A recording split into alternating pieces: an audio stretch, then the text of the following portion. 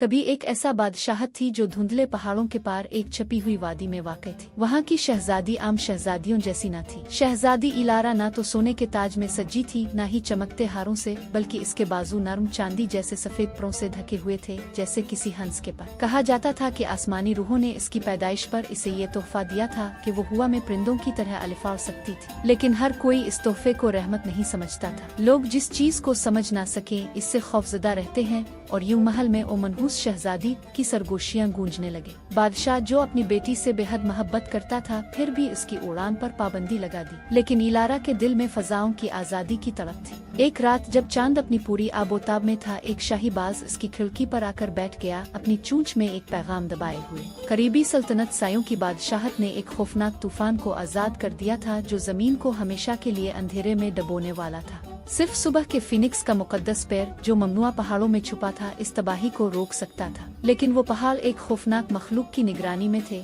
तूफानी अजदहा जो बादलों हुआ और बिजली से बना था। इलारा ने फैसला कर लिया। जब सारी सल्तनत नींद में डूबी हुई थी, वो महल के सबसे ऊंचे बुर्ज पर चढ़ गई और पहली बार अपने पैर फैलाए। एक गहरी सांस के साथ इसने रात के आसमान में छलांग लगा दी, और ठंडी हवा का झोंका इसके पैरों के नीचे महसूस हुआ। वो जंगलों और दरियाओं के ऊपर से गुजरती गई, बर्फानी वादियों और जगमगाते जुगनुओं के पार, यहाँ तक कि वो उन बुलंद उबाला चोटियों तक जा पहुँची जहाँ तूफान अपनी पूरी शिद्दत से गरज रहा था। वहाँ तूफानी अजदहा इसका इंतजार कर रहा था। इसकी नीली चमकती आंखें बिजली की मानिंद चमक रही थी। कोई भी फिनिक्स का पर हासिल नहीं कर सकता।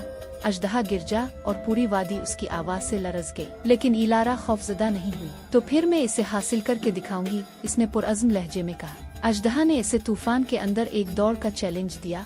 अगर वो हुआ से तेज उड़ सकती थी तो पर इसका होगा। इलारा ने दिल मजबूत किया और बादलों में गोता लगाया। इसके चमकदार पर हुआ को चीरते हुए आगे बढ़ने लगे। तूफान ने इसे नीचे गिराने की कोशिश की, लेकिन वो बिजली के साथ नाचती रही, बगैर किसी खौफ के। आखिरकार वो पहाड़ की सबसे ऊंची चोटी पर पहुंच गई, जहां फिनिक्स का मुकद्दस पर रखा था। जैसे ही इसने इसे छुआ, सुनहरी रोशनी हर तरफ फैल गई और अंधेरा खत्म होने लगा। अजदहा, जो इसकी बहादुरी देख चुका था, खामोशी से पीछे हट गया और झुककर तज़ीम की। इलारा मुकद्दस पर को लेकर वापस आई, और जैसे ही इसने इसे बादशाहत के मरकज में रखा, रोशनी हर तरफ फैल गई और सायों का खौफ हमेशा के लिए खत्म हो गया। लोग जो कभी इसकी ताकत से खौफजदा थे, अब उसे हीरो के तौर पर देखने लगे। इस दिन के बाद इलारा अब पोशीदा शहजादी नहीं रही, वो परवाज़ों की मलिका बन चुकी थी, जो आसमानों की हुक्मरान थी। यूं इसके परों के साए तले सल्तनत ने एक नए सुनहरी दौर में कदम रखा, हमेशा के लिए महफूज इस शहजादी के जरिए जिसने उड़ने की हिम्मत की थी।